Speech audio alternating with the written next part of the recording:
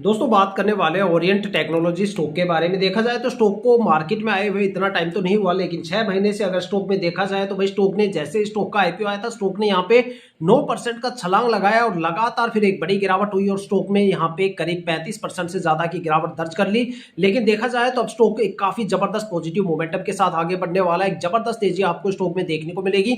Stock के fundamental भी काफी जबरदस्त है, स्टॉक का होल्डिंग पैटर्न भी काफी जबरदस्त है और यहाँ पे जो फ्लक्चुएशंस के रीजन है वो भी हमें बिल्कुल भी नजर नहीं आते।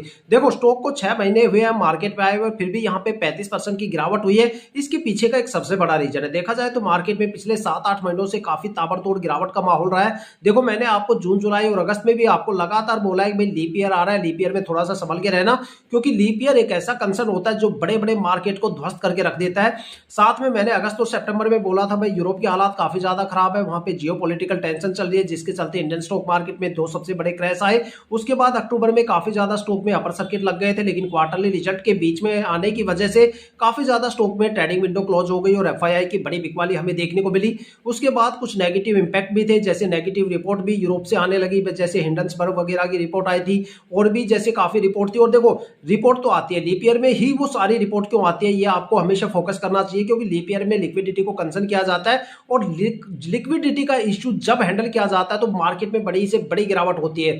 ठीक है, जो स्टॉक जितना ताबड़तोड़ भागता है समझ लो वो उतना ही ज्यादा गिरता है लीप ईयर के अंदर, क्योंकि उसके अंदर उतनी ज्यादा हमें लिक्विडिटी देखने को मिलती है। और अगर अब की बात करें तो मार्केट में सेंसेक्स 85,000 से गिर के करीब यहाँ पे 75,000 के करीब आ गया। एक बड़ी गिरावट मार्केट में चल रही है और ऐसे टाइम उन स्टॉक की हालत सबसे ज्यादा खराब है जिनके आईपीओ इस साल लॉन्च हुए हैं। देखा जाए तो काफी बड़े बड़े नामी ग्रामी जो बड़े बड़े ब्रांड के यहाँ पे आईपीओ आए थे, लेकिन मार्केट की गिरावट ने सबके आईपीओ की धज्जियां उड़ा के रख दी। इस स्टॉक का जब आईपीओ आया था तो यहाँ पे जो प्रमोटर की होल्डिंग थी वो 97.96% थी। यहाँ पे ना तो कोई प्रमोटर, यहाँ पे ना तो कोई पब्लिक इन्वेस्टर था, ना यहाँ पे डीआई या एफआईआई की होल्डिंग थी। यहाँ पे प्रमोटर जो थे वो भी 100% फिल नहीं हो पाए, वो भी यहाँ पे 97.96% के करीब हो पाए। लेकिन जब मार्केट की गिरावट हुई, स्टॉक ने 35% की गिरावट दर्ज की, तो प्रमोटर होल्डिंग घट के हो गई है 73.22% और सारा का सारा माल चला गया है पब्लिक इन्वेस्टर्स और एफआईआई के पास। डीआईआई की होल्डिंग तो अभी भी यहाँ पे नहीं है। यहाँ पे जो एफआईआई की होल्डिंग हो गई है 2.17%, साथ में जो पब्लिक इन्वेस्टर्स है वो 22.68% हो गए हैं। अब यहाँ पे स्टॉक के फंडामेंटल है वो भी काफी जबरदस्त है। अगर स्टॉक की फाइनेंशियल कंडीशन के बारे में बताऊं तो रिवेन्यू यहाँ पे 209 करोड़ का है, साथ में कंपनी का जो ऑपरेटिंग प्रॉफिट, जो रियल प्रॉफिट होता है वो 16 करोड़ के आसपास है। कंपनी के खर्चे 191 करोड़ है जो काफी कम है। कंपनी के जो सरप्लस और रिजर्व की बात करें तो पिछले 4 साल में 45 करोड़ था, जो इस साल बढ़ा के 140 करोड़ का रिजर्व हो गया।